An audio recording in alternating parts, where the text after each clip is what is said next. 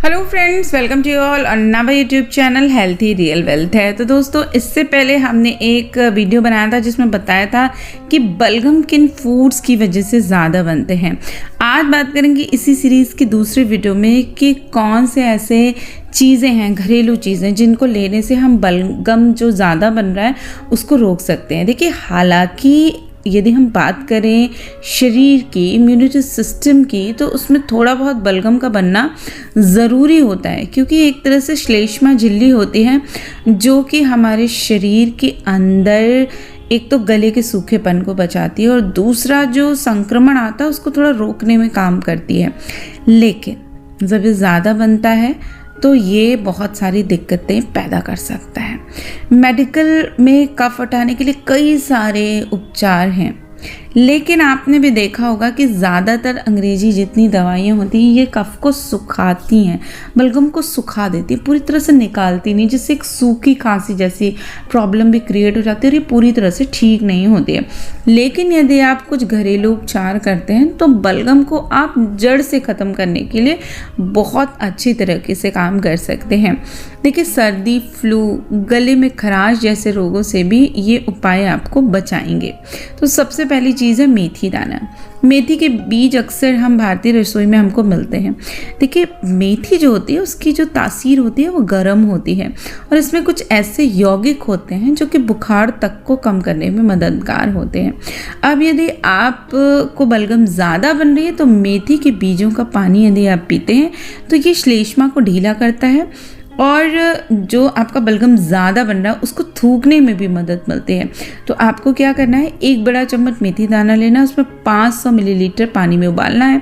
जब वो आधा हो जाए तो आप इसे गरम गरम ही धीरे धीरे घूंट घूंट करके पिएं। ये बलगम को ढीला करता है और आपके थ्रोट से बाहर की ओर निकालने में इसमें मदद करता है। दूसरी चीज़ है तुलसी की चाय। तुलसी के पत्ते भी बलगम को कम करने में बहुत मददगार होते हैं। या तो आप ताज़ी तुलसी के पत्ते लें या फिर सूखे जो रेडीमेड तुलसी के पत्ते आते हैं उन्हें ले सकते हैं, और आप तुलसी के ताज़े पत्ते का उपयोग करें तो सबसे बेस्ट है। आप 10 ग्राम के आसपास इसकी क्वांटिटी ले लें और उसके बाद आप इलायची की 1 या 2 कली को पानी में डालकर उबालें और उसके बाद इसमें चाहें तो आप थोड़ा मीठा करने के लिए शहद भी मिला दें, और शहद भी बहुत फ़ायदेमंद होता है। तो ये बलगम और फेफड़े से जुड़ी बहुत सारी समस्याओं को दूर करेगा और आपकी इम्यूनिटी को भी बढ़ाएगा।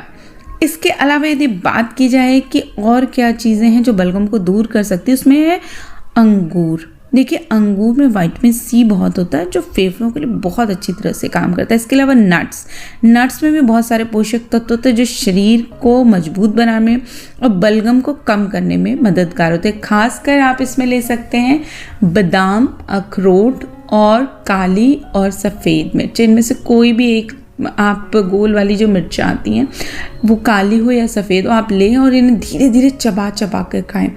इससे ना आपके गले में जो कफ जम रहा है उसको दूर करने में भी बहुत मददगार होती है।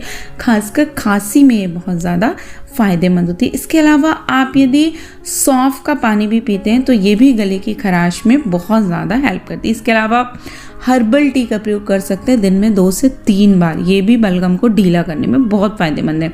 इसमें आप तुलसी के पत्ते, इलायची, सौंफ, शहद और थोड़ा सा गुड़ और थोड़ी सी अदरक डाल के बनाएं। ये भी आपके बलगम को तोड़ने में बहुत मददगार है।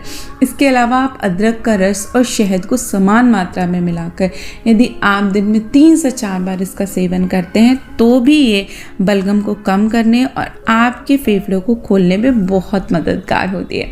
तो आशा करती हूँ ये सारे उपाय आपको हेल्प करेंगे। इनमें से कोई भी 1 या 2 उपाय अपनाएं, निश्चित रूप से आपके बलगम की जो ज़्यादा बनने की समस्या है उसको कम करने में ये घरेलू उपचार आपके लिए बहुत मददगार होंगे। तो फिर मिलते हैं, तब तक के लिए नमस्कार।